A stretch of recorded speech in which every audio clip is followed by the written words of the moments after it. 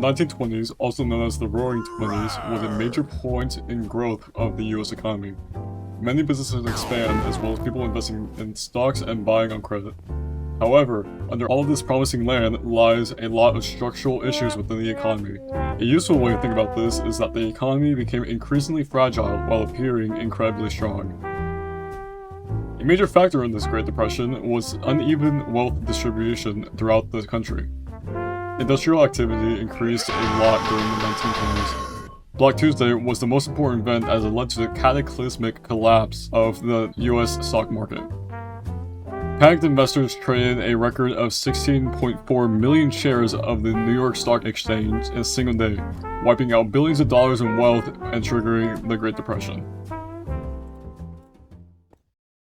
The next big event we want to talk about is the 1960s Civil Rights Movement, or more specifically on Martin Luther King Jr. The March on Washington, a huge event whose chief organizer was Bayard Rustin, took place on August 28, 1963. Many people showed up, doubling the original estimated number that the people thought would show up.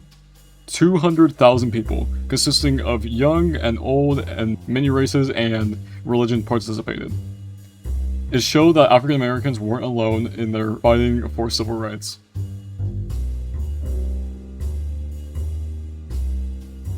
What do you think of Martin Luther King Jr.? I think he's a great guy. What he's doing, it's really helping a lot of people in the world. I think that everyone should be equal, and segregation is morally wrong, and he's doing a lot for the world. Thank you so much. Thank you so much for your time. Yeah.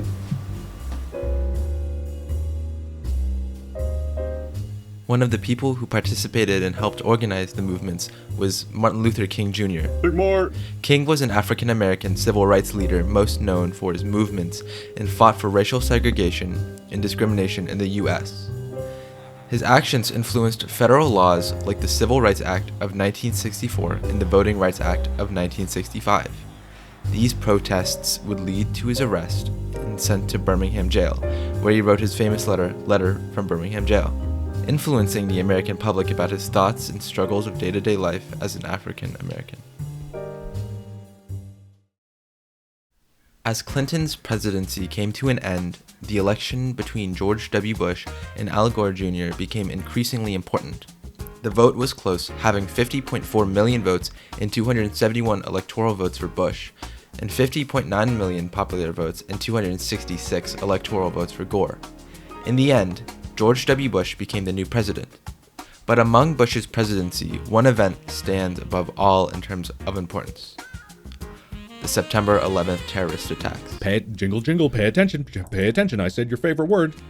As a year passed since Bush was sworn in, marking the anniversary of his presidency, America faced one of its biggest adversities in a very long time. Just before 9 a.m. EST on September 11th, the American Airlines Flight 11 bashed into the North Tower of the World Trade Center. The second plane crashed into the other tower soon after, and an hour after that, the tower started to fall. Dust covered the city, and firefighters inside the buildings were trapped and killed by the tower's fallen debris. At 9:40 a.m., a third plane, unexpected, hit the Pentagon. And yet, there was another. The fourth plane that was hijacked, however, was stormed by its passengers after they heard of the first ones and crashed the plane into a field before it could hurt any others. It was found out soon after that Al-Qaeda, an Islamic terrorist group, led these attacks on the US. Just about 3,000 people died because of these attacks, over 300 of them being firefighters. It truly was a horrifying experience for people all around the world to hear.